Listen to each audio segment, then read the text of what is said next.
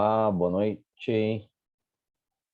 Boa noite a todos. Essa é a reunião mensal da Unidade de Terapia Intensiva do Hospital Vila Nova Star, da Redditor. Agradeço muito a todos que estão aqui conosco, entrando aqui na reunião. Nós vamos aguardar mais alguns minutos só, mais uns 3 minutos para a gente começar.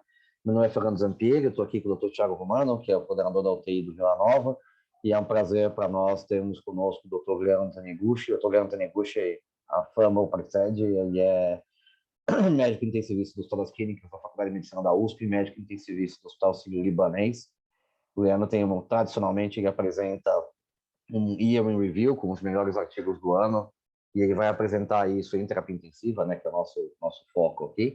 Ele vai apresentar isso para nós daqui a alguns minutos. A gente vai só esperar mais uns 2 minutinhos aqui para a gente começar enquanto todos entram. Eu estou por aqui, muito obrigado a todos que entraram já. Queria agradecer também a presença do Leandro, é uma honra ter uma pessoa da qualidade dele podendo fazer essa revisão aí, e acrescentando do ponto de vista de cuidado de doente, do que a gente tem de melhor evidências aí para a gente poder melhorar a assistência no dia a dia. Obrigado, Leandro, obrigado, Zampieri, aí pela organização da reunião.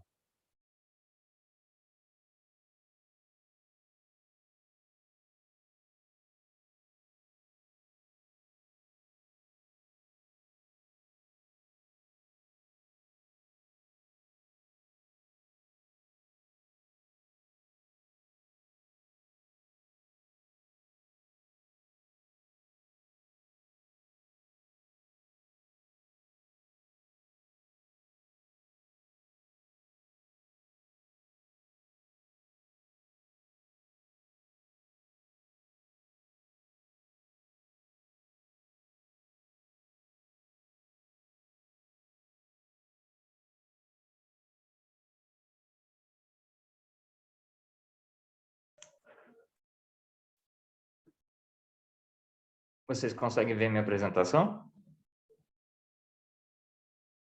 Sim, conseguimos, tá ótimo. Conseguimos, sim, Leandro. Ótimo. Tá bom.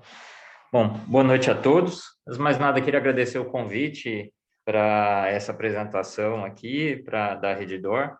Então, o que me foi pedido foi justamente tentar fazer um brief aqui, uma retrospectiva do ano de 2021, do que eventualmente saiu em terapia intensiva que pode ajudar a gente a ter uma visão diferente, uma abordagem diferente no cuidado do paciente crítico. Sobre esse assunto especificamente, eu não tenho nenhum conflito de interesse a declarar em nada do que eu vou comentar aqui com vocês. E o que eu pretendo fazer com vocês é discutir um pouco os artigos que foram publicados no ano passado, em 2021, ao longo de janeiro até dezembro, dando uma ênfase maior na publicação de estudos clínicos, em detrimento dos de bancada, pré-clínico, não pelo desmerecimento dessa prática, dessa área, mas principalmente talvez dando um pouco mais de ênfase do que é possível fazer uma translação mais imediata no cuidado direto do paciente na assistência da saúde. Irrelevante, os critérios de seleção dos artigos aqui que eu escolhi foi totalmente de impressão pessoal, então sujeito a todas as críticas e vieses pessoais que eu possa ter. E é muito difícil nos últimos 2 anos discutir alguma coisa, na verdade, de qualquer aspecto da humanidade, sem ter que comentar desse bichinho aqui, que é o coronavírus, SARS-CoV-2, porque ele muito moldou não só a nossa prática de cuidados da saúde, nossa prática de publicações, focos de estudo, mas mesmo como o mundo atualmente é moldado e vive nos dias de hoje. E isso foi uma realidade também na hora que você vai buscar artigos, seja na prática de terapia intensiva, seja em qualquer prática de cuidados de saúde. E isso, essa publicação do Nature, no final dos anos 2020, já mostrava o quanto que a taxa de publicações relacionadas a publicações de coronavírus aumentou muito, seja em bancos de dados, bancos de publicação como o PubMed ou Dimensions, houve um aumento exponencial na taxa de produção de artigos nessa área e de conhecimento na expectativa de conseguir se entender melhor essa patologia, essa doença. Não só de publicação, mas também mesmo numa prática que cada vez aumentou mais para lados bons e ruins, que foi o pré-print. No Medrix, que é talvez um site bem mais conhecido, dá para se perceber que na barra azul, que são os pré-prints em Covid, eles em muito superaram ao longo do ano as publicações não Covid nesse site famoso aqui de pré-print de publicação.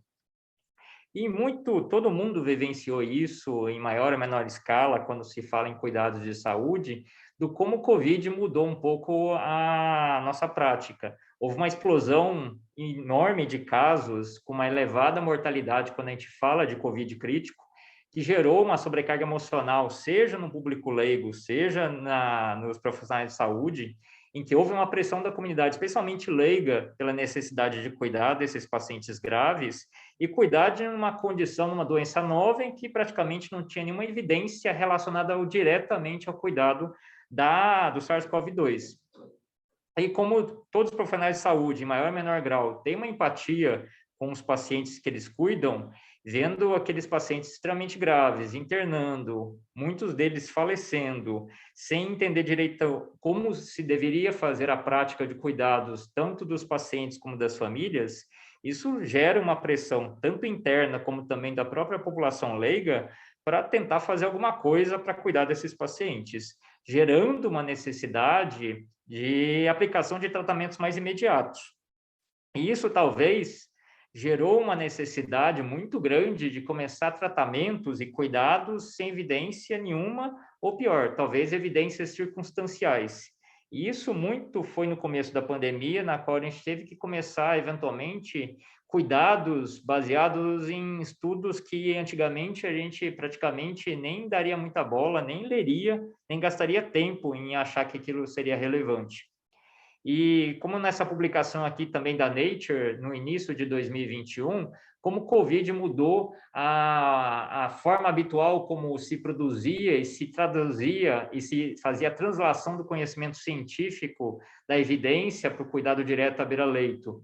Como esse médico emergencista aqui, que é muito voltado para a medicina baseada em evidência, em muitos casos, especialmente no Covid crítico, naqueles pacientes que iam piorando e deteriorando, necessitando cada vez mais de suporte invasivo, muitas das condutas que eram feitas eram baseadas apenas porque o médico achava que era uma boa ideia, porque tinha ouvido falar, tinha lido muitas vezes em sites não de evidência científica, Twitter e etc. e tal, que aquilo lá parecia ser uma boa ideia. E muito se adotou baseado na boa ideia. Depois de 2 anos, finalmente a gente tem uma carga de produção científica que foi se acumulando, e isso permitiu um melhor entendimento do que essa doença é e o que ela acontece com ela. Então, pelo menos aqui no Brasil, a gente já tem uma noção real do impacto dessa doença no dia a dia. Isso, em parte, foi demonstrado pelo Otávio, quando ele levantou essas 250 mil internações no SUS, na primeira onda, e viu que a mortalidade no Brasil, aqui nessa primeira onda, foi substancial, especialmente nos pacientes que eram submetidos à ventilação mecânica invasiva. No banco de dados do DataSUS, ele viu que a mortalidade dos pacientes com SARS-CoV-2 que necessitavam de ventilação mecânica invasiva no Brasil foi de 80% ao longo de todas as regiões.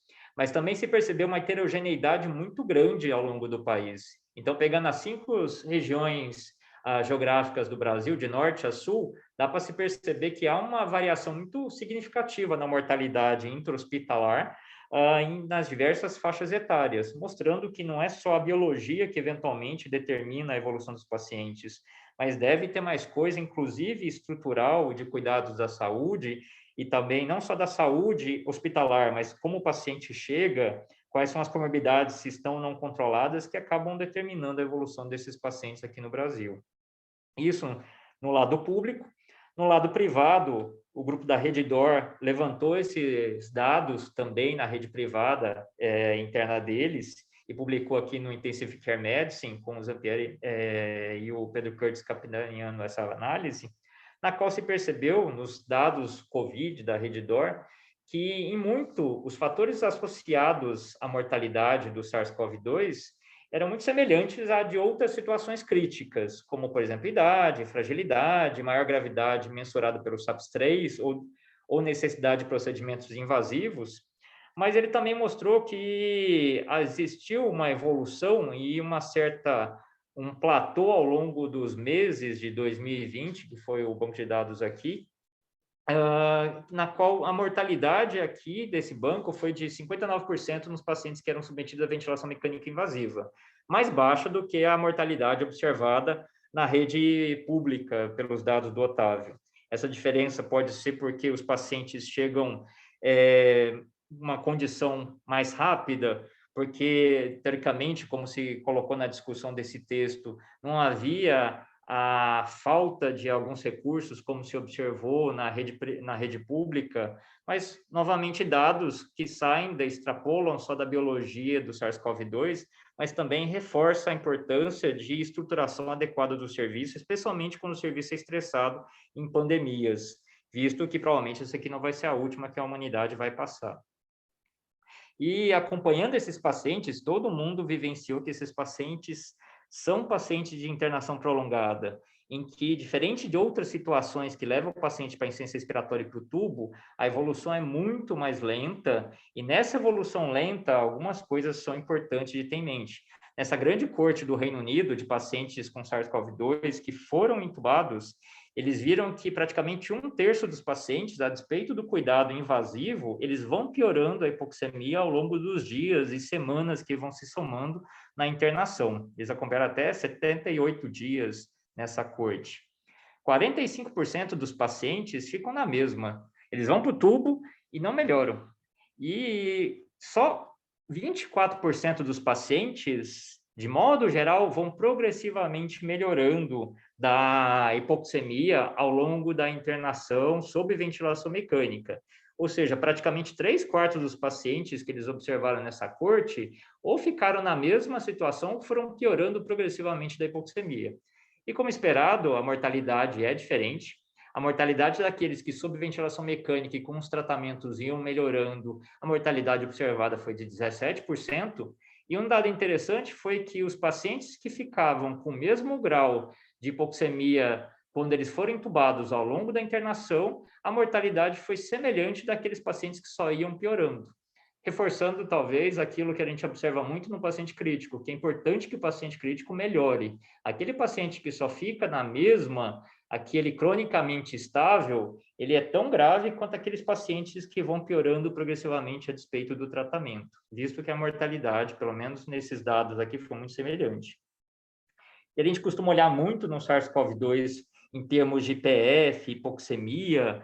Esse estudo multicêntrico do Intensive Care Medicine dessa rede italiana chama atenção para que, quando você olha, por exemplo, a oxigenação pela PO2-FO2, que é um parâmetro que vira e mexe no SARS-CoV-2, a gente fica colhendo gaso desesperadamente todo dia, várias vezes ao dia, dos pacientes que vêm falecer na UTI ao longo desses 30 dias, praticamente se percebe que há uma queda discreta, mas praticamente a PO2-FO2 fica estável ao longo de toda a internação da admissão até o óbito.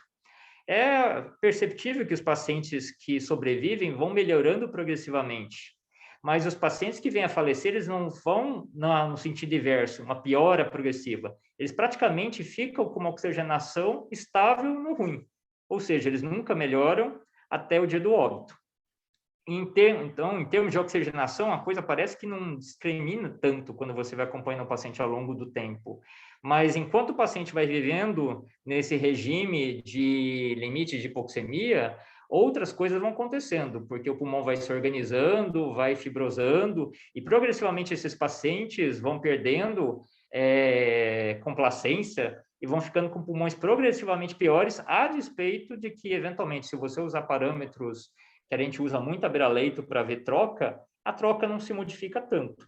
Mas o pulmão vai progressivamente ficando pior ao longo dessa internação dos pacientes que vêm ultimamente a falecer durante a hospitalização. E, aparentemente, nessa análise que foi feita nos Estados Unidos, do Churprek, dos determinantes de desfecho do paciente, praticamente metade dos determinantes dessa variação de mortalidade nos Estados Unidos é pela fisiologia do paciente. É como ele, quão grave ou quanto menos grave, ele é admitido e evolui na UTI. Tá? Ou seja, praticamente metade da carga determinante se o paciente vai falecer ou não, vamos dizer assim, é quão grave ele chega e evolui durante a hospitalização. um quinto é basicamente as comorbidades que ele carrega, a fragilidade que ele tem na hora da admissão. E menos a qualidade do cuidado de saúde, do hospital onde ele está, de disponibilidade de tratamentos. Então, muito da carga de má evolução que o paciente pode ter é essa variação fisiológica ou ausência de variação fisiológica que acontece durante a hospitalização, que geralmente é prolongada dos pacientes com COVID.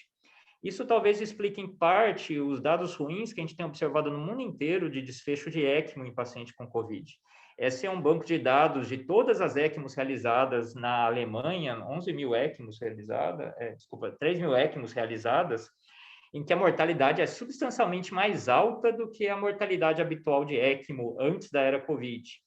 Talvez porque, assim como também nessa publicação da ELSO, dos pacientes, quando você vai ver ao longo da era COVID, antes de maio de 2020, a mortalidade dos pacientes COVID que eram colocadas em ECMO foi menor do que de maio a dezembro de 2020.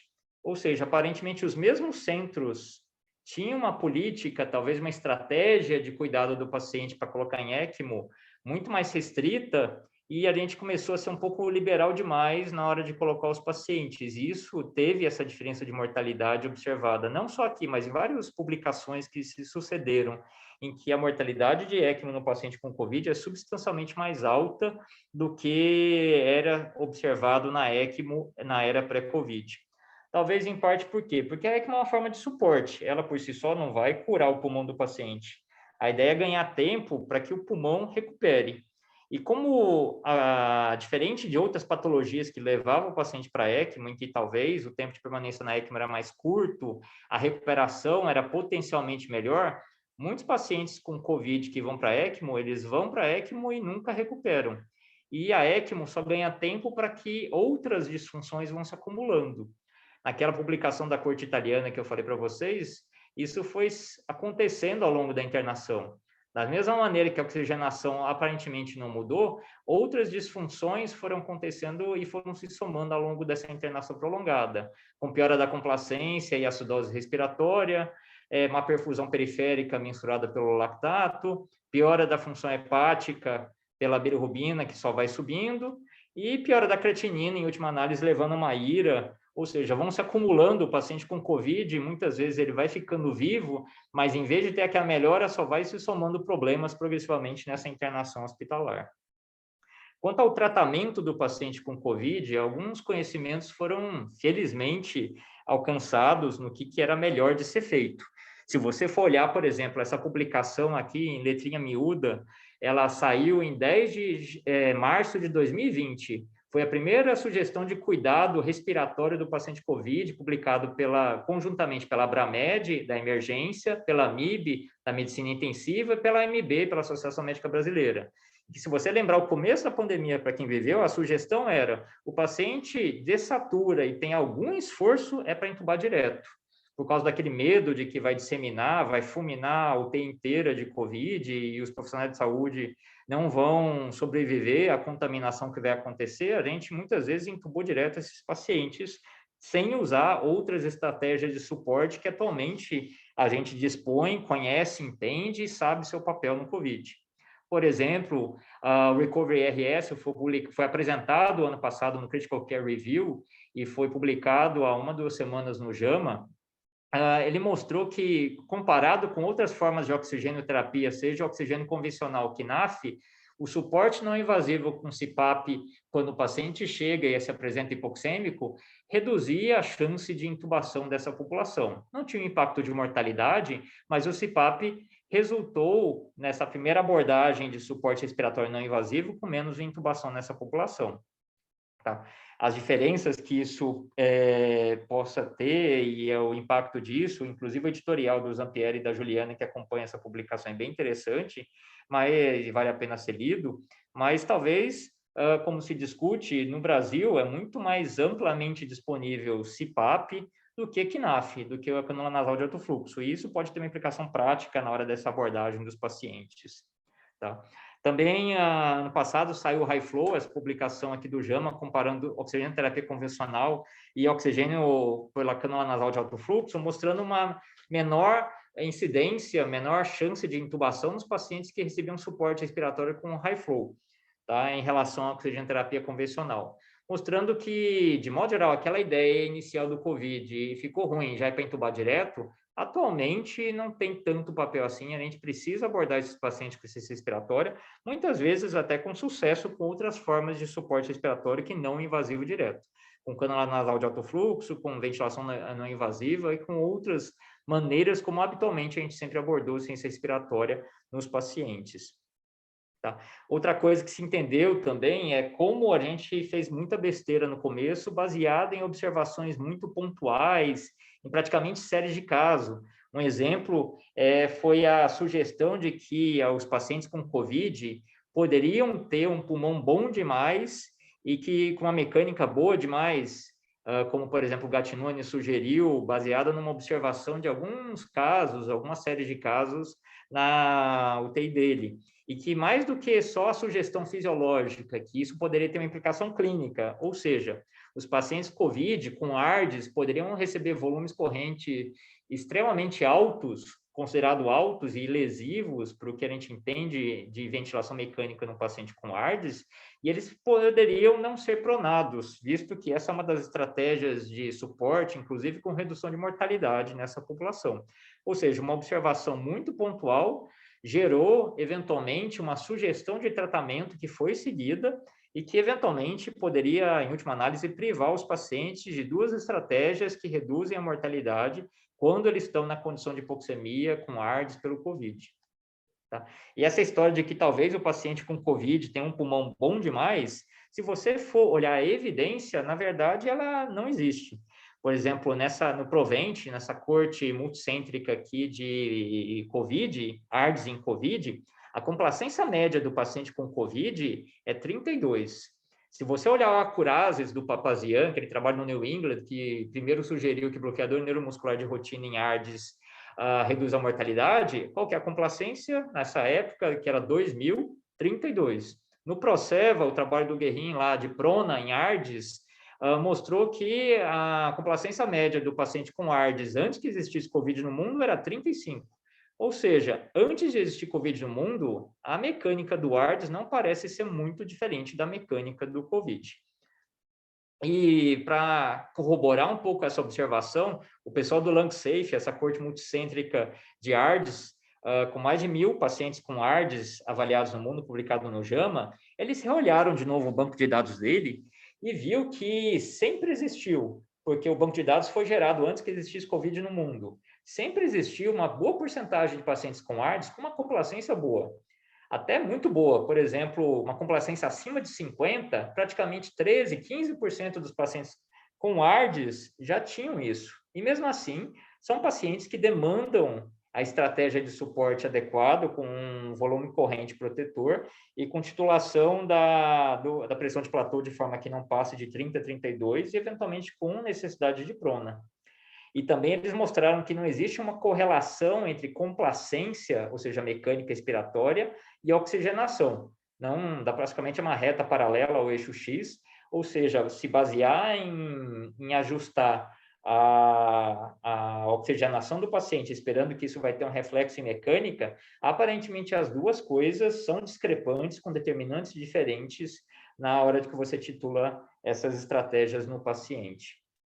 E é importante você manter os princípios, como sempre se discutiu em ventilação protetora, porque pelo menos tem alguns estudos mostrando uma forte associação com redução de mortalidade. Nessa corte que a gente fez prospectiva lá no HC com 1.500 pacientes com COVID em ARDS, a gente viu que a manutenção da ventilação protetora, ajustada para outras variáveis, foi associada a menor mortalidade do que os pacientes que não ficaram em ventilação protetora com ARDS por COVID, reforçando a necessidade de manter os princípios habituais de cuidados críticos nessa população igualmente crítica, que é o COVID crítico. Tá? O paciente fica muito tempo em ventilação mecânica, todo mundo vivenciou isso, e é demonstrado que o paciente COVID fica mais tempo em ventilação mecânica. Nessa publicação aqui do Annals of Thoracic Society, os pacientes COVID, de modo geral, ficam mais tempo entubado do que os pacientes não COVID, ou seja, a taxa de intubação é bem menor. Então, a exposição deles à ventilação mecânica e as complicações que isso acaba determinando é mais prolongada e mais intensa. E, como esperado, os pacientes com COVID ficam mais tempo sedados e talvez com todas as complicações que isso vai gerar no futuro. Nessa comparação multicêntrica aqui do pessoal de Boston, uns 400, 500 pacientes, eles compararam os COVIDs à direita com os não COVIDs à esquerda. Se observar os gráficos, o período que o paciente fica em coma, que esse azul chumbo, é muito maior e muito mais intenso no paciente COVID do que no paciente com COVID, não COVID. Ou seja, a gente seda mais esses pacientes, deixa eles mais tempos em coma, ou seja, a gente faz tudo que há 3, 4 anos atrás a gente discutia que não era para ser feito no manejo da sedação do paciente crítico, que era colocar o paciente em estado de animação suspensa na UTI, porque a gente já sabia que isso era potencialmente lesivo para os pacientes com maior incidência de delírio, disfunção neurológica e complicações a curto, médio e longo prazo. Mas é justamente isso que a gente começou a fazer nos pacientes com COVID e a gente vai ter que esperar que isso vai ter complicações futuras nessa população. Tá? Algumas coisas deram certo na hora de manejar nesses pacientes. Então, a gente entendeu que o corticoide tem um papel na hora de fazer o tratamento dessa população, em grande parte por causa dos dados do Recovery, que saíram a publicação definitiva ano passado, tá? Mostrando que nos pacientes com suporte respiratório, mesmo oxigênio terapia, tinha um benefício de mortalidade, e é interessante observar que, apesar que não deu diferença estatística, há uma inversão no sinal aqui nos pacientes que não usaram oxigênio, ou seja, os pacientes que não precisavam de oxigênio terapia, usar corticoide, aparentemente teve uma discreta associação com aumento de mortalidade, mostrando como uma mesma estratégia pode ter repercussões diferentes nessa patologia de acordo com o espectro em que a doença se encontra. O esteroides 2 tentou mostrar que talvez doses mais altas de corticoide poderiam ter um benefício maior. Na análise frequentista aqui não teve diferença, na publicação da análise bayesiana, aparentemente há uma maior probabilidade de benefício e de sucesso e redução de mortalidade quando você usa dose mais alta de corticoide, sugerindo que talvez doses próximas, até mesmo do que foi publicado pelo Grupo Brasileiro do Codex no JAMA em 2020, possa ter um impacto, não seguir exclusivamente aquela dose de 6 miligramas por 10 dias do Recovery. Imunomodulação com algumas medicações, especialmente tocilizumab, aparentemente a grande gama de publicações que foi feita nessa meta-análise, que foi compilado tudo, deu uma ampliada aqui no final do Forest Plot, mostrando um benefício de mortalidade quando você usa essas medicações com o intuito de bloquear a interleucina 6 para tentar reduzir na fase inicial, na fase precoce, a evolução desses pacientes. Tá? Eventualmente, algumas outras formas de imunomodulação, por exemplo, o inibidor de JAK2 também mostrou benefício nessa publicação brasileira do tofacitinib. Mas também, assim como a gente tentou acelerar a produção científica, muita coisa deu errado. E a gente conseguiu também, com a velocidade com que foi a produção científica, mostrar que muitas das coisas que a gente estava estudando realmente estava errado, a tempo de tentar mudar e parar de ter essa prática. Por exemplo, lopinavir, ritonavir e doxicloroquina se mostrou maléfica com um aumento de complicações, uma maior probabilidade de lesão, inclusive, quando comparado a não fazer nada no controle, nessa publicação aqui do Intensive Care Medicine, do REMED-CAP. Tá? A plasma de convalescente, aparentemente, vários trabalhos mostraram que não tem benefício na sua utilização sistemática, como do Recovery, como nessa publicação do JAMA, ainda mais agora nos tempos atuais, que cada vez mais a população está sendo vacinada, e de que forma que a imunização ativa dessa população com geração própria de anticorpos talvez perca o benefício e a necessidade dessa eventual terapia que ainda alguns centros fazem, mas que a coletânea dos trabalhos não mostra benefício. E aí foram se somando vários trabalhos não mostrando benefício e sugerindo o que não deveria ser feito em COVID. Por exemplo, essa publicação do HC lá aqui de São Paulo não mostrou benefício de dar vitamina D para paciente com COVID. Não teve benefício nessa publicação do JAMA de dar ivermectina nos pacientes com COVID. Tá? A N-acetilcisteína também não se mostrou benéfica nos pacientes com COVID grave, dessa publicação no Clinical Infectious Disease do pronto-socorro do Hospital das Clínicas aqui de São Paulo. O recovery mostrou que colchicina também não ajudava nessa população, que a azitromicina também não ajudava nessa população, que da gama-globulina também não ajudou nessa população. Então, a gente foi entendendo melhor o que, eventualmente, não deve ser feito. Se tentou, na expectativa de que poderia ter algum impacto, mas que, em última análise, a gente não mostrou nenhum benefício.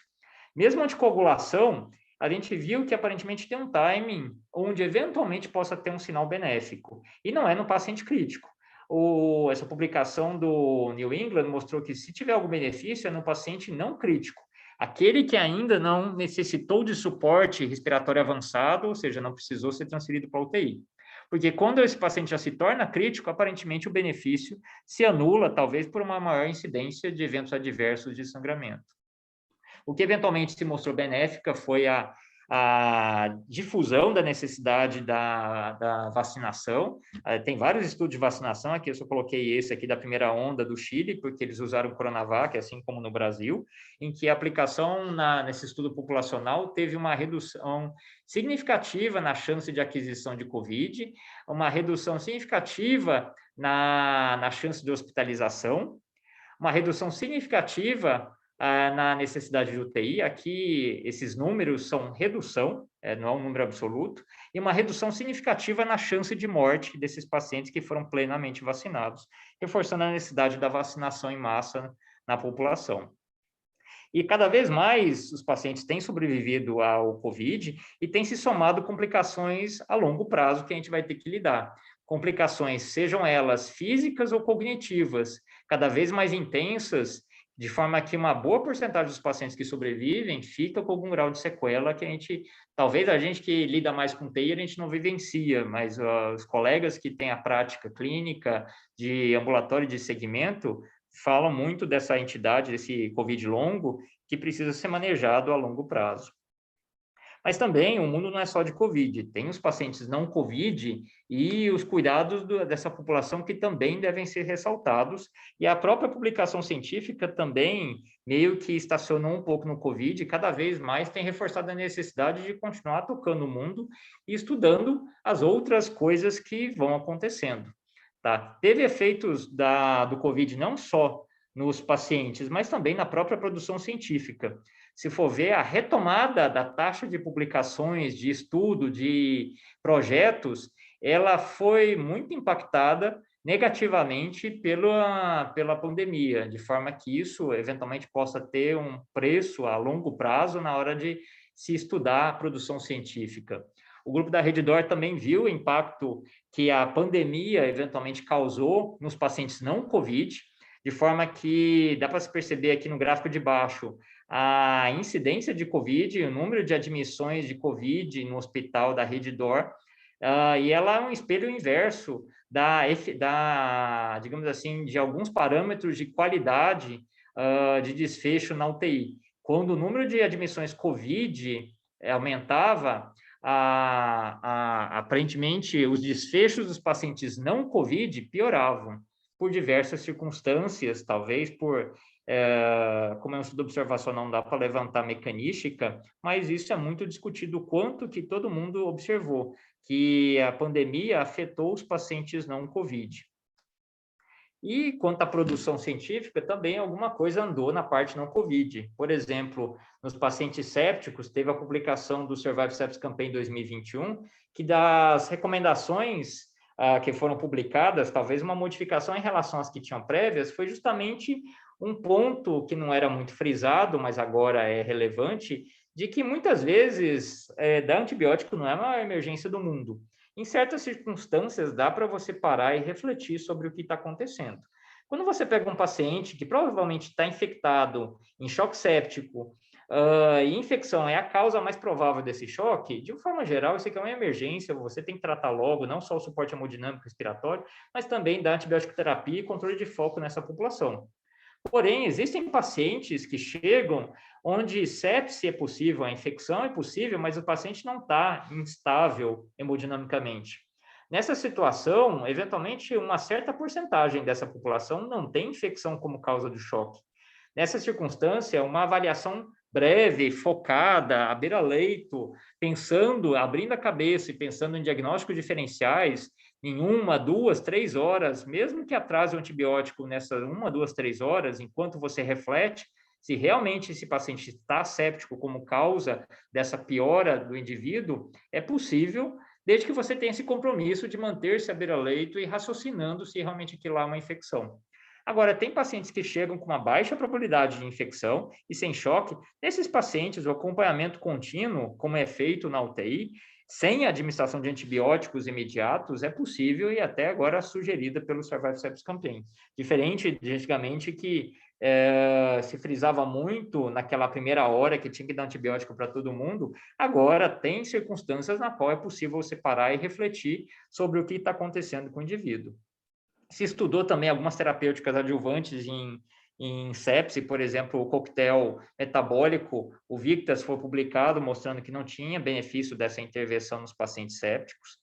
Tá? Recentemente foi publicado também o trabalho grande aqui da Multicêntrico do Brasil, o BASICS, capitaneado pelo PI na figura do Zampieri, mostrando que na população geral de pacientes estudados críticos, salina não foi melhor nem pior do que a solução balanceada, que no caso que foi estudado foi plasma light, apesar do sinal de aumento de mortalidade na população que tinha TCE, que tinha lesão neurológica, coisa que é semelhante a algumas publicações prévias, sugerindo que nessa população talvez salina é o expansor mais adequado na forma de cristalóide. Alguns estudos para cima do nervoso central andaram um pouco o nosso conhecimento, permitindo talvez a interrupção de algumas práticas que eram feitas, por exemplo, a partir da publicação do CRASH 2, que mostrava que ácido tranexânico beneficiava paciente com trauma grave, começou a se usar em toda uma população e se questionou o impacto disso nos pacientes com TCE. Essa meta-análise do Intensive Care Medicine faz a coletânea das publicações que tem para TCE, mostrando que aparentemente em TCE dar ácido tranexânico de rotina não tem impacto benéfico nessa população. Assim como também fazer ácido tranexânico no paciente com aneurisma, com HSA aneurismática não tratado, também não teve melhor desfecho funcional em relação ao grupo controle. Durante a parada, se estudou se eventualmente da vasopressina com metilprednisolona poderia ter um impacto benéfico nos pacientes. O que se observou foi que o paciente volta mais frequentemente da parada. Só que a curto e médio prazo, a mortalidade é maior nos pacientes que receberam vasopressina com metilprednisolona e os pacientes que sobrevivem ficaram com pior evolução neurológica. Ou seja, essa estratégia de tratamento durante a parada aparentemente não tem um bom retorno na curto e médio e longo prazo na terapêutica dessa população. Dar cálcio durante a parada, também outra coisa que foi estudada, se mostrou, na verdade, com risco mais aumentado de pior desfecho, seja retorno à circulação espontânea, seja sobrevida em 30 dias, seja desfecho neurológico favorável em 30 dias. Então, aparentemente, o cálcio na parada não se mostrou benéfico nessa publicação do JAMA.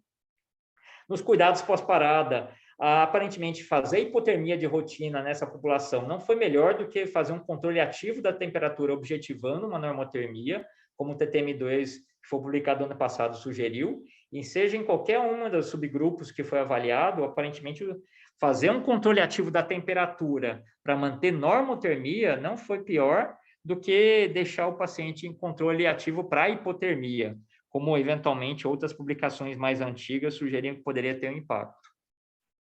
Também o CAT de rotina no paciente que teve uma parada e chegou no hospital sem um IAM com supra, não se mostrou benéfico. Então, nessa população aqui pós-parada, sem elevação de ST, fazer o CAT de rotina imediatamente na hora da chegada não se mostrou benéfico e, na verdade, o sinal foi pior nos pacientes que fizeram o CAT imediato na chegada em relação a fazer o CAT quando era necessário, quando tinha algum sinal de que realmente o paciente teve uma estabilidade de placa como causa da parada.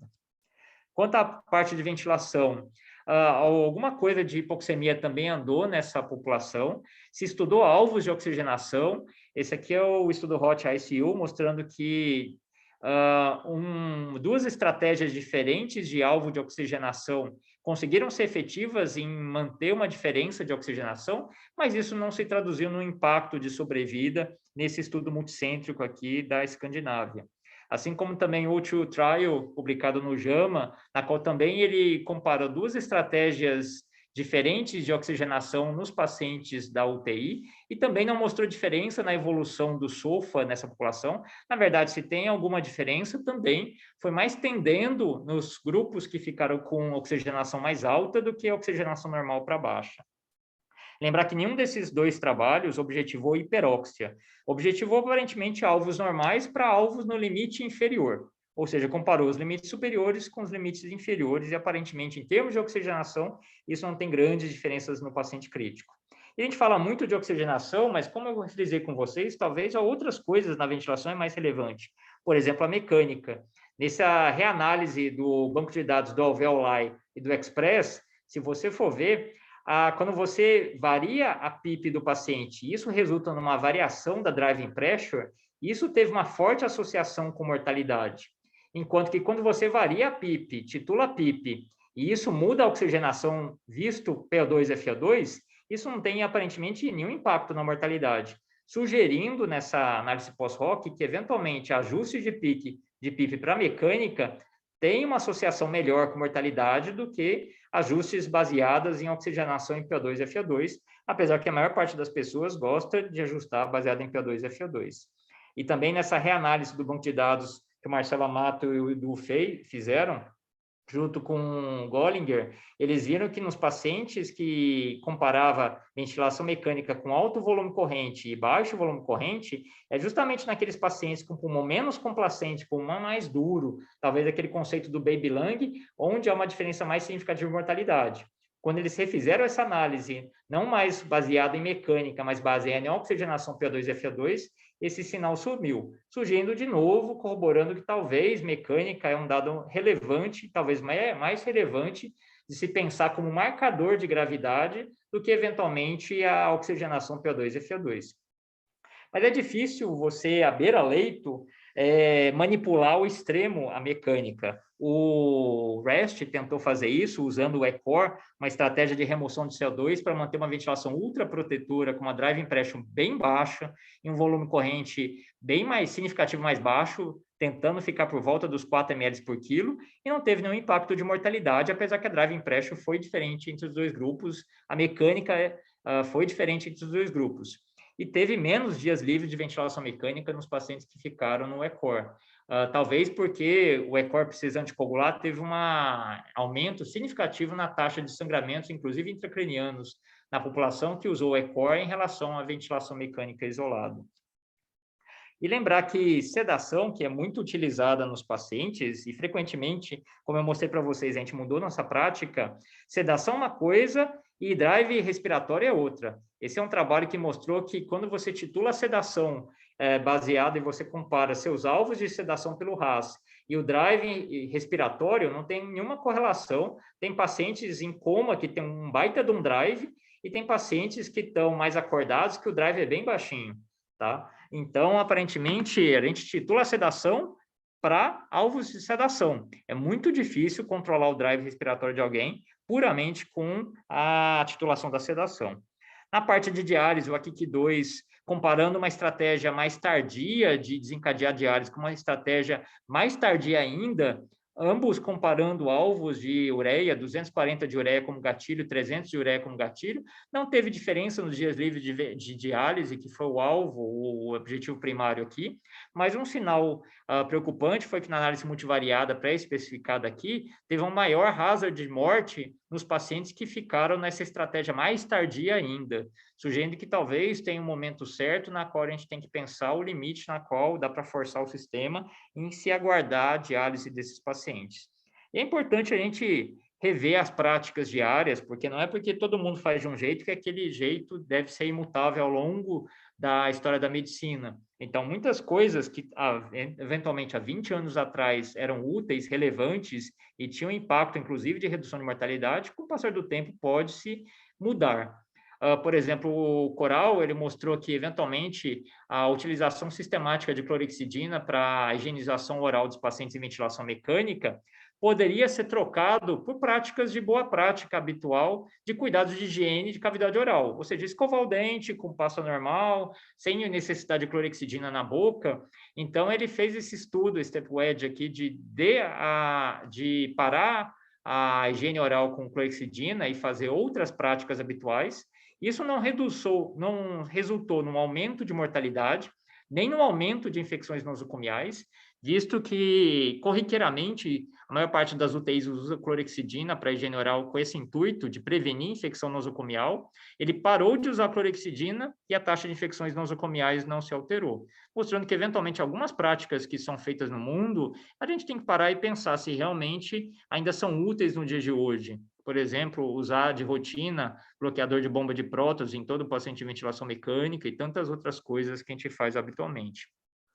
É importante cada vez mais, com a produção de dados que a UTI gera, a gente tem que pensar seriamente em cada vez mais integrar esses dados para que cada vez mais a gente faça estudos multicêntricos representativos da população que interna na UTI.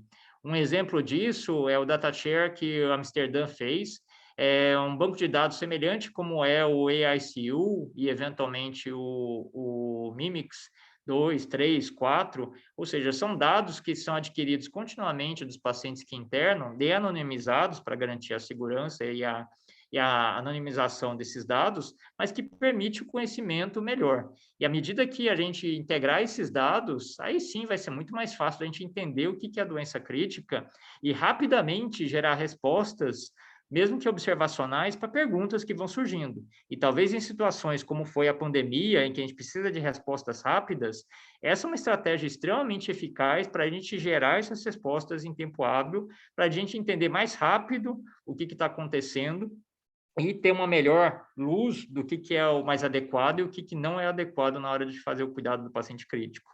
E lembrar desses dois comentários aqui, esses dois editoriais, como deve ser a abordagem da medicina baseada em evidência em épocas incertas. O Todd Rice comenta que nessas situações é importante se manter no rigor dos princípios da medicina e lembrar que fazer o correto não significa que você tem que sempre tentar fazer algo. Muitas vezes o correto é observar, parar à beira-leito e deixar de fazer alguma coisa e simplesmente acompanhar de perto o paciente, visto que uma das funções da UTI não é só a intervenção, mas também a monitorização. E o Christopher Seymour, nesse comentário do JAMA, fala que muitas vezes o tratamento habitual, reduzindo intervenções desnecessárias e sempre focando e confiando no rigor científico, especialmente rigor científico esse que vai sendo produzido continuamente em situações de necessidade, e a pandemia mostrou que a gente é capaz de produzir boa qualidade de evidências científicas, mesmo numa situação de estresse, mesmo na situação, a gente consegue, a ciência consegue gerar essas respostas em um tempo em que é possível cuidar dos pacientes da melhor maneira e se mantendo sempre guiado pelo que é produzido pelo conhecimento científico. E é isso, obrigado. Super. Leandro, essa sua aula é sempre um evento, assim, né? E é impressionante a capacidade de síntese que você tem de mudar de aparelho respiratório para diálise em 2 slides e manter o ritmo passo. Realmente é impressionante, né? Acho que para a gente debater um pouco, né? O Manuel Alves fez um comentário do que vai acontecer com a velocidade de publicação agora, né? Depois que realmente o começo da pandemia, como você mesmo mostrou, a gente teve algumas experiências muito ruins, né? Com algumas coisas que saíram. Mas eu quero reforçar, assim, né?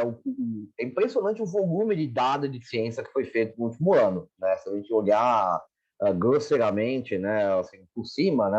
Tudo que você mostrou, é impressionante o quanto conhecimento foi gerado na terapia intensiva, né? A medicina de maneira geral, mas para a UTI foram realmente anos muito bons, né? Então, a gente saiu, né, de uma doença absolutamente desconhecida e intratável para uma vacina em um ano e pouco, se tanto, né? E uma série de alternativas farmacológicas de controle, etc, etc, né? Então, acho que isso é uma coisa que de fato é impressionante.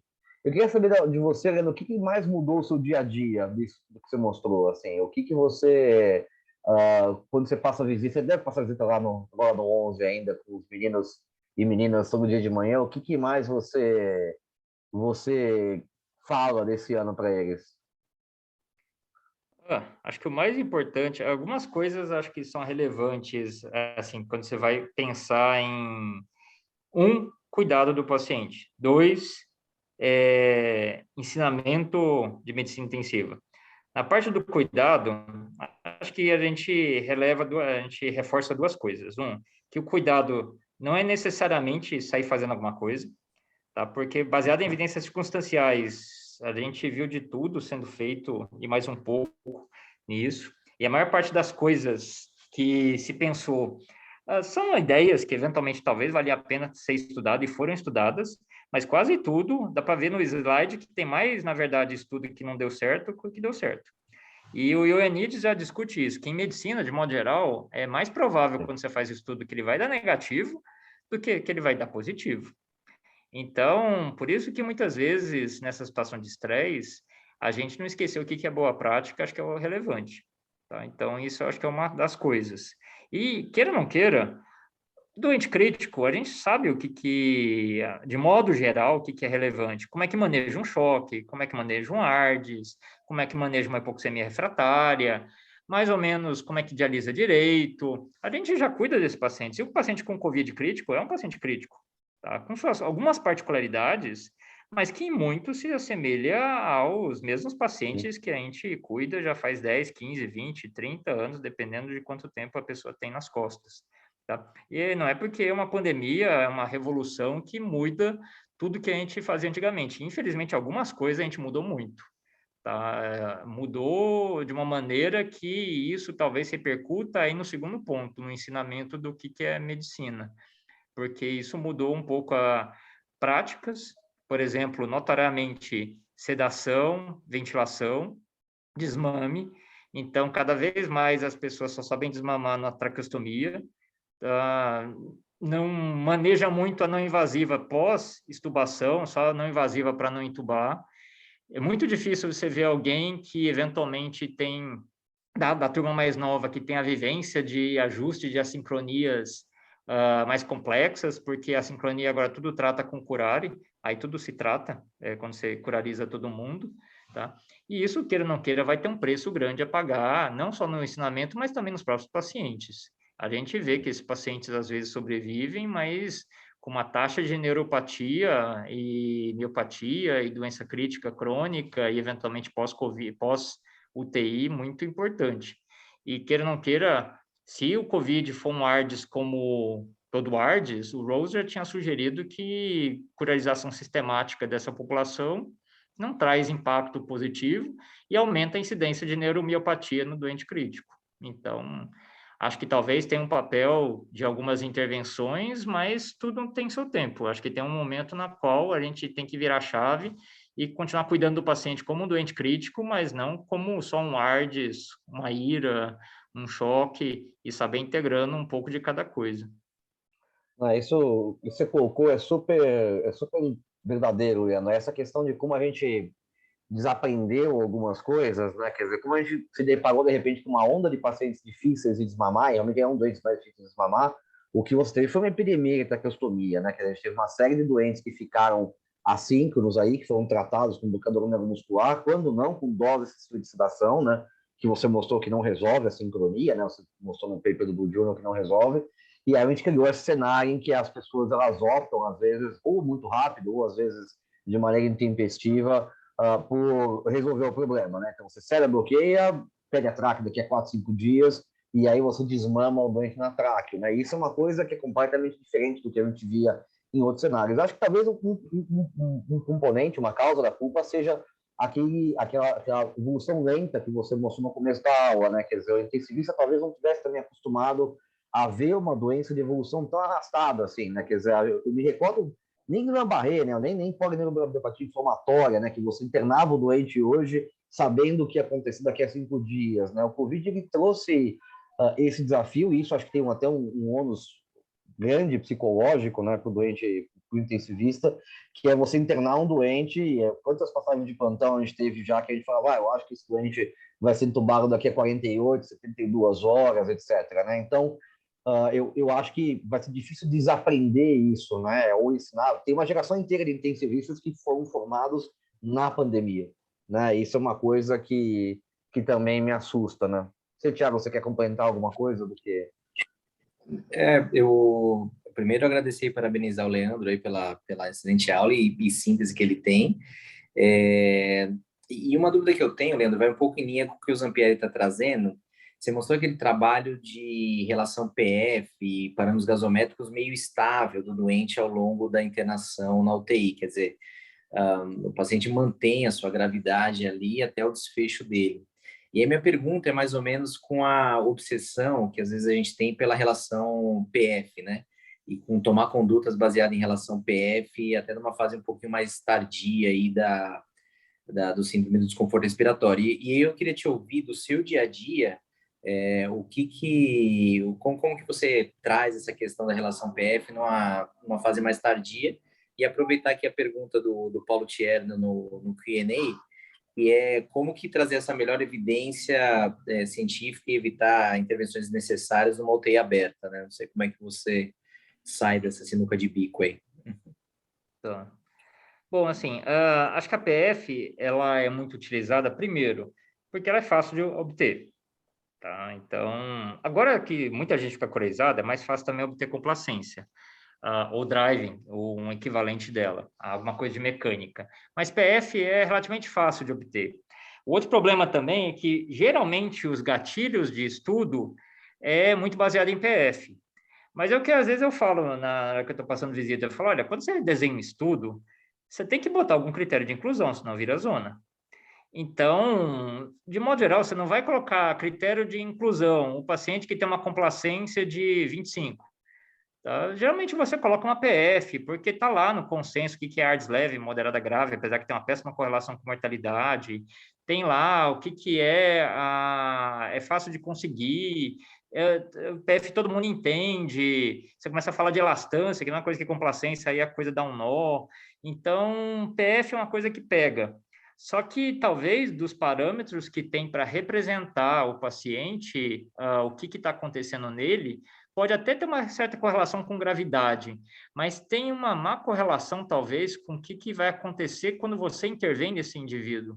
Tá? Tem intervenções, por exemplo, que não melhoram a PF, até pioram a PF e mudam a mortalidade para melhor. Ventilação protetora é um exemplo. Tá? O ARMA mostrava, e o trabalho do Marcelo Amato também mostra, que os pacientes que ficam com ventilação protetora têm pior PF, e mesmo assim são os pacientes que sobrevivem. Então, talvez é um pouco daquela obsessão quando você não tem evidência de pelo menos tratar a fisiologia, achando que você entende a fisiologia e que você reverter aquela fisiologia é o melhor caminho.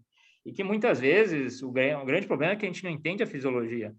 Então, a gente acha que entende e intervém baseado no achando que eu estou entendendo e achando que isso vai beneficiar o paciente, sem ver a noção do todo. Em parte, acho que essa discrepância entre respostas a PF, respostas à mecânica, vem um pouco nessa linha. Pelo menos o que tem de sinal atualmente, talvez as intervenções que mudam mais mecânica, mechanical power, driving pressure, seja lá qual variável de transferência de energia para o pulmão você utiliza na hora de equacionar a coisa, ela é mais substancial do que as intervenções que eventualmente mudam a PF. Tá? Acho que faltam alguns estudos especificamente manejando a mecânica beira-leito para ver se isso se traduz em um sinal de mortalidade, porque tudo isso, queira ou não queira, é observacional. Tudo isso que foi gerado, apresentado, é análise observacional, totalmente sujeito a 50 mil críticas. E como o Ari bem reforça muitas vezes, o Ari Serpa, quando ele apresenta a aula de ARDS, uma das coisas que a pandemia mostrou para a gente é que estudo observacional é estudo observacional. Ele é excelente para responder algumas dúvidas. Qual a frequência que um troço acontece, qual a incidência daquilo, como é que a coisa evolui, mas estudo observacional não responde pergunta de intervenção, não responde pergunta de tratamento, por melhor que seja o estudo observacional. Você precisa fazer um estudo decente, direito, senão a gente ainda estaria dando cloroquina para todo mundo, estaria fazendo práticas que nos observacionais até tinham algum sinal. Então, acho que precisa entender melhor. Não, acho que você colocou, o Rodolfo, Leandro, também colocou uma coisa que vai nesse conundro, né, que você falou sobre o que é como é que você insere causalidade num dado observacional, né? Então, por exemplo, naquele estudo que você mostrou, né, do Journal, realmente talvez você modificar as pressões e variar a drive seja muito mais um sinal de que o paciente tem eventualmente um pulmão um pouco mais mole, um pouco mais duro, no caso um pouco mais mole, e um marcador prognóstico, do que eventualmente mostrar alguma outra causalidade em relação à estratégia, né? Então, e o Rodolfo corrobora o fato, uma coisa que corrobora com isso justamente é o fato de que quando você randomiza os doentes usando que nem o REST, né, você acaba não vendo esse sinal, muito embora o REST tenha tido aquele sinal de malefício que você falou. Então, não sei se você quer comentar um pouco, Leandro, quer dizer, pensando nisso, né, com base naquilo que sair, né, o que você acha que é o correto nesse momento em relação ao manuseio ventilatório? Todo mundo sempre gosta de ventilação mecânica, né, em relação a PIP, driving, etc. Você acha que dá para deixar em ARSNet todo mundo? Você acha que vale a pena titular esses pacientes ainda, mesmo que sem evidência, porque de fato a gente não tem nenhuma evidência de que isso claramente funciona? Qual que é a tua opinião sobre isso? Acho que na fase aguda, em que eventualmente o paciente tem ainda a possibilidade do PIP, porque no final acho que o PIP ele serve para estabilizar o alvéolo, abrir áreas colapsadas, homogeneizar a parênquima. Se desses aqui, talvez o que mais possa ter impacto benéfico para o paciente é quando ele homogeneiza o parênquima. Se é que o paciente com COVID tem essa característica, e se tiver, talvez lá no começo.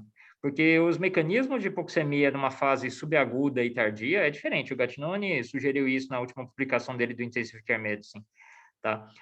O problema é que o que eu mais observo, a gente olha o paciente do mesmo jeito 2 semanas depois que ele está na UTI, como no primeiro dia que ele chegou na UTI. A gente, isso não só em COVID, a gente olha em todo paciente, assim, achando que tudo que, quando você está com o martelo na mão, tudo é prego. E que você trata todo mundo do mesmo jeito. E que sempre tem que fazer daquele jeito. Eu acho que tem ARDS que se beneficia de titulação de PIP, acho que tem ARDS que se beneficia até de recrutamento, tá? Mas o problema é você transformar aquilo num... Todo ARDS tem que fazer isso. Toda PF menor que 150 tem que pronar. Todo paciente com ARDS tem que recrutar e titular PIP, tá? Acho que tem paciente que vai se beneficiar de recrutamento, titulação da PIP, e tem paciente que vai se ferrar com titulação de PIP. Tá? O difícil é que, como não tem boas estratégias para se definir quem que é quem, tá? Então é isso que dificulta a aplicação direta de rotina. E, eventualmente, não só de rotina, porque, eventualmente, a gente lembra, esse paciente, quando ele chegou na UTI, há 1 semana e meia atrás, ele gostou de PIP. Aí, 1 semana e meia depois, a gente vai e mete PIP nele de novo, sendo que, às vezes, ele é outro paciente. Tá? A gente, eventualmente, meio que congela a nossa visão naquele paciente, aquela foto da chegada é a mesma foto em toda a internação. E isso, acho que é um pouco daquele trabalho italiano lá, que vai mostrando que as coisas vão mudando. Tá? E se a gente olha só um parâmetro, por exemplo, a PF, a gente vai achar que o paciente está do mesmo jeito como há 15 dias atrás. Quando, na verdade, se você olhar o global, muita coisa mudou. E às vezes a gente fala Covid é uma doença respiratória, é respiratório no começo. E a gente só fica olhando o pulmão e esquece que outras coisas vão acontecendo e a gente vai ter que sair manejando tudo isso simultaneamente. O pulmão acho que é um órgão extremamente importante, começa a gerar outras disfunções orgânicas, mas muitas vezes as outras disfunções orgânicas estão instaladas. E nisso talvez explique em parte a diferença do trabalho de vocês com o trabalho do Otávio. O paciente no SUS, às vezes, chega já com as funções todas instaladas, porque ele chega com 5 dias, 6 dias, especialmente a gente que trabalha em hospital referência, o paciente não vem pelo pronto-socorro. Ele bate na porta, abre a porta, é admitido, abre a ficha e chega no hospital. Ele vai para a UBS, fica uns 3 dias lá, esperando uma transferência que só consegue quando o potássio está em 9, a ureia está em 1 milhão, para vir, e aí a gente tem que correr atrás do prejuízo. Tá? E achar que esse paciente é igual o paciente que internou ontem, que foi entubado ontem, e que as coisas são iguais. Tudo é ARDS, mas acho que são situações diferentes que às vezes a gente tem uma visão muito estática e meio protocolar de tudo. Uma coisa legal, Leandro, que levando em consideração aquilo que você mostrou do tempo de evolução, né? A gente viu que o desfecho dos pacientes, a COVID é uma doença que depende muito de performance, fragilidade e comorbidade, né, para definir o desfecho, né? Então, quando a gente olha, né, aquele dado do Otávio, né, primeiro dado do Otávio, quando você olha a mortalidade de pacientes acima de 80 anos, em ventilação mecânica, o dado realmente ele é assustador, e quando você olha o octogenário, do nonagenário, em ventilação mecânica com lesão renal ainda, o desfecho é mais assustador ainda. Porém, é uma doença de evolução lenta, né? Então, a pergunta que eu te faço é quando você acha que é o momento de você começar a discussão de terminalidade ou fase final de vida, ou de, digamos assim, de alinhar as expectativas com a família nesses doentes. Além do momento inicial, obviamente, que a gente sempre tem que falar a verdade, né? Que o Covid é uma doença horrível, né? Quando o doente vai para UTI, e bastante imprevisível. Quando você acha que é a hora de começar a abordar isso? Quando você olha para um doente, com base nisso que você mostrou, e você acha que realmente esse paciente deve possivelmente falecer, e está na hora de a gente alinhar as expectativas com a família? Olha, assim, colocar datas, infelizmente, não vai ter. Sim. Tá? Eu acho que, de mensagem, acho que no Covid a gente tem que ser mais devagar do que em outras situações. Tá? Meio semelhante como é, por exemplo, pós-parada. Acho que o maior erro, às vezes, é a gente fechar muito rápido. Tá? Mas eu acho que, como você frisou, a gente sabe que é uma doença ruim. É uma doença longa, desgastante, desgasta o paciente, desgasta a equipe, desgasta muita família. A gente tem que ir conversando desde o começo, para que, de repente, como eu já, ainda mais agora que não tem mais visita presencial, é tudo por telefone, a coisa fica pior ainda. Mas, às vezes, a gente ouviu a família falar, nossa, toda segunda-feira o paciente piora, no final de semana estava bom e na segunda-feira todo mundo piora. Mas é porque, geralmente, no final de semana falou-se de um jeito, porque era outra pessoa, porque era plantão, e na segunda-feira a gente chega, já está acostumado a ver aquele paciente e fala, nossa, ele não está melhor, não está tão bem assim. Mas transmite isso para a família. E isso é ruim, porque fica uma quebrada, fica uma conversa sem pé, sem cabeça, que a coisa muda. Então, e a família não tem a visão direta do paciente, aquela coisa, aquela impressão visual que ajudava antigamente, para mostrar ao paciente e falar, tá vendo que não mudou, que continua daquele jeito grave que eu falei. Então, acho que acaba tendo que ser um crescendo. Acho que é menos ruim, vamos dizer assim, para a família, você fazer um crescendo progressivo de que as coisas não estão melhorando, de que não melhorar é É ruim, piorar, né? não ficar aquele termo, tá estável. Ficar aquele Isso é troço ruim. assim de que tá em voo de galinha, não vai para lugar nenhum. Tá? Porque às vezes a gente, queira ou não queira, tá estável, tá igual ontem, dá uma impressão de que isso é bom, de que Uhum, finalmente ele parou de piorar. Tá? uhum, Então, agora, se ele parou de piorar, ele vai ter em breve um momento de que ele vai começar a melhorar. E às vezes esse uhum. momento nunca chega. Sim. Tá? E aí isso gera uma quebra na expectativa, e eu acho que uma das coisas que mais gera estresse em qualquer ser humano é expectativas não correlacionadas. É você quebrar a expectativa. Isso é uma coisa que quebra a pessoa. Então, acho que tem que tomar cuidado quando a gente, sem querer, gera essas expectativas.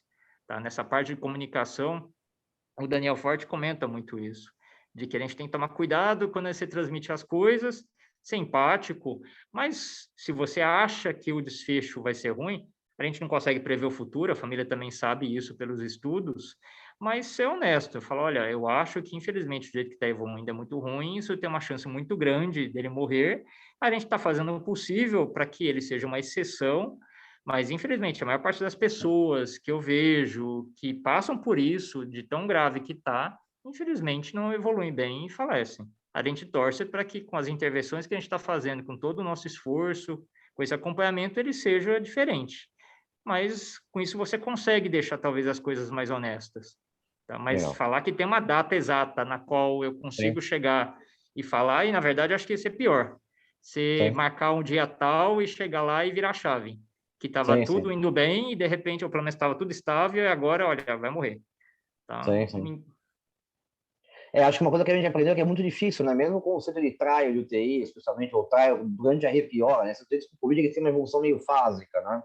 Então, isso eu realmente tenho a mesma impressão que você, Leandro. Quer dizer, não dá para você nem definir trial de UTI muito bem nesse cenário, né? Nem você definir realmente o que você falou. Acho que é um crescendo, né? E eu achei interessante as coisas que você colocou de alguns sinais que não envolvem a relação PF. Né? Eu também não gosto da relação PF nem como guia, nem como marcador, né? Mas você vê aqueles sinais, né, do doente aumentando o CO2, né, possivelmente retendo uma fração de espaço morto maior, aquele doente com complacência baixa, etc. Tem uma série de outros sinais, né, No Covid, a gente chegou uns momentos, especialmente em rede privada, que as famílias estavam especialistas em relação ao PF, né? Quer dizer, que é uma coisa... Isso foi muito desgastante no serviço privado, no serviço público menos, mas também foi, né? Que a família perguntar da PF, né? Isso, com certeza, é um erro de comunicação desde o começo, né? Porque você foca para a família, você traz para a família uma coisa numérica, né? E o pior de tudo é que você talvez traga uma coisa que nem é um marcador prognóstico tão bom, né? Que nem ficou claro pelo que você mostrou, né?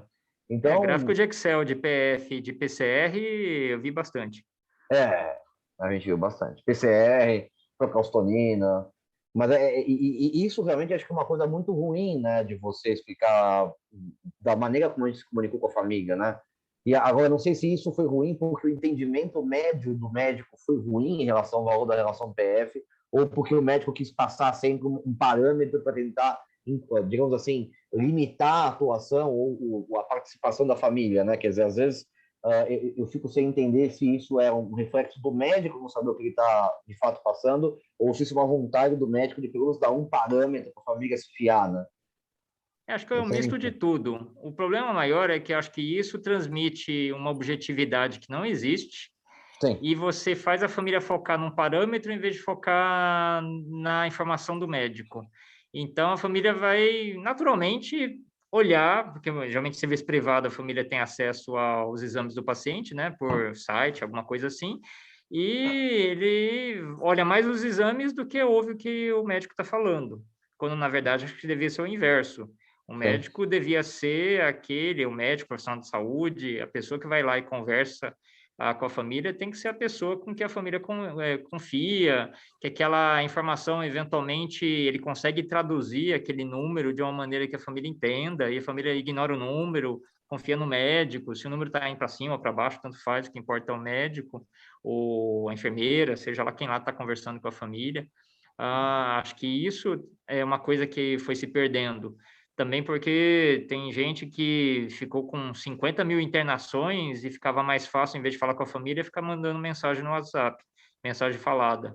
E aí isso eu vi bastante, de que em vez de ir lá, encontrar família e tudo mais, passava 50 mil boletins por WhatsApp. É. Então, acaba sendo mais fácil você passar dados objetivos e narrar o PCR e a PF do que eventualmente conversar, que vai ter troca, vai e volta, vai e volta. Fica só um monólogo, né? No final das coisas. Fica tipo Mas um UOL. é, tem uma última pergunta aqui, Leandro, para a gente já ir encaminhando para o fim, né, da Juliana, referente à bioimpedância em Covid e desfechos robustos aqui. Então, a gente sabe que foi utilizada, né? Mas assim, qual que era, se você achou alguma coisa? Eu não achei, acho que não tem nenhum trial grande de fato que embase isso, mas se você quiser comentar um pouquinho sobre o que você levantou, se você achou algo. Assim, na verdade, a impedância elétrica, que acho que é essa a bioimpedância que ela estava falando, a impedância elétrica para o pulmão, ela vem Uhum. mesmo meio na linha da lacuna que se tem de como ajustar a mecânica, como ajustar, na verdade, o ventilador no paciente. Você guia pelo PF, você guia pela complacência, você guia pela impedância, você guia pelo ultrassom, você guia pelo driving, tá? Tinha sessões de congresso que era como ajustar minha PIP, tá? Cada um falava uma coisa, tá? Então, não existe muito um melhor parâmetro, infelizmente, porque cada um vai ver uma coisa. É tipo monitorização cerebral multimodal. Cada coisa que você coloca na cabeça do sujeito vê uma parte. O mais importante é você saber juntar os dados todos de uma maneira que se traduza em algum impacto para o paciente. Isso que às vezes é muito complicado. É tipo um Swan Ganz. Então, o Swan Ganz está lá, faz o que tem que fazer, ele mede as coisas que você mandou ele medir. O difícil é você juntar isso de uma maneira que se traduz em algum impacto. Tá? A mesma coisa, a impedância vai ver a ventilação, vai ver colapso, vai ver heterogeneidade naquela fatia que ele está cortando? Vai. Tá? A oxigenação, vai ver a oxigenação global? Tá? Tem alguma coisa com troca? Tem uma certa correlação com mortalidade? Vai ver.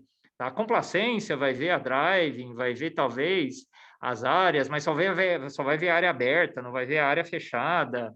Então, o que é que está ganhando? Não vai ver abertura e fechamento cíclico de via aérea. Cada um vai ter seu problema. Acho que a questão maior é de que, às vezes, a gente está valorizando muito desfechos, primeiro fisiológicos, em detrimento de desfechos centrados no paciente. E segundo, quando a gente usa alguma variável, às vezes, das que tem disponível, muitas vezes a gente acaba pegando a pior delas. Na impedância, é um dispositivo que não é muito da prática habitual, tá? Para que se popularize. De novo, aquela coisa de disseminar o conhecimento e todas as UTIs terem. Acho que a gente também tem que pensar isso na hora que a gente faz estudo. Uma coisa é você fazer um estudo fisiológico para entender o que acontece naquela doença, naquela situação. Outra coisa é você pegar esse estudo fisiológico e falar, então, agora vamos ajustar o ventilador baseado nesse meu achado fisiológico. Acho que isso tem um salto muito grande que geralmente a gente atropela. Tá? Então, uma coisa é entender doença, fisiologia. Outra coisa é isso virar um tratamento ou nunca virar um tratamento. Tá? E, às vezes, nesse meio do caminho que tem um problema. Então, acho que a impedância, ela faz o que ela tem que fazer? Faz. Ela dá uma noção, inclusive com uma resolução temporal excelente em relação às outras medidas? Dá. Ela ajuda muito na fisiologia de entender a doença ARDS, como é que o pulmão, momento a momento, segundo a segundo, ventila e perfunde? Sim. Ela ajuda a ventilar o paciente de forma que ele morra menos? Não sei. Tá? Porque isso não tem nenhum trial que tenha feito, não tem nada de validação. Tá? Então, o medo é, eventualmente, de novo, uma ferramenta fisiológica virar um instrumento de ajuste clínico, como E por você exemplo, prolongando para aconteceu sempre com isso, ARDS. né? Como aconteceu com o Sangans. Não, perfeito. Perfeito. Thiago, se quiser. Então, eu acho que a chave da questão que você trouxe aí dessa pandemia, ao meu ver, foi isso, assim, Leandro, foi o uso, eventualmente, de evidências científicas fracas à beira-leito e uma busca meio incessante pelo achado fisiológico, né? Mas, de qualquer maneira, acho que a gente já está aí a 1h20 da nossa reunião. Queria mais uma vez agradecer aí a sua aula, Leandro. Então, hoje a gente chegou a bater aí, em alguns momentos, 76, 77 pessoas ouvindo, e grande parte disso é pela capacidade sua técnica e de síntese que você tem, e também do Zampieri e da organização da reunião. Muito obrigado aí aos dois. E deixar um teaser aí para a última semana a última terça-feira do mês de fevereiro, também a nossa segunda reunião desse ano, né, Zampieri? Obrigado Isso, aí. imagina, e aí vamos ver se a gente consegue avançar um pouquinho em investigação de hipoxemia imunodeprimido, que acho que é um tema que cabe bastante para a gente aí. Vai ser super legal. Pessoal, muito obrigado a todos, obrigado pela equipe da Rede do IDOR, pela organização, obrigado a todos, obrigado, Thiago, obrigado, Leandro, foi um prazer. Muito obrigado a todos, uma boa noite aí para vocês. Até mais, boa noite. Boa Obrigado noite. novamente. Até mais. Obrigado, Leandro.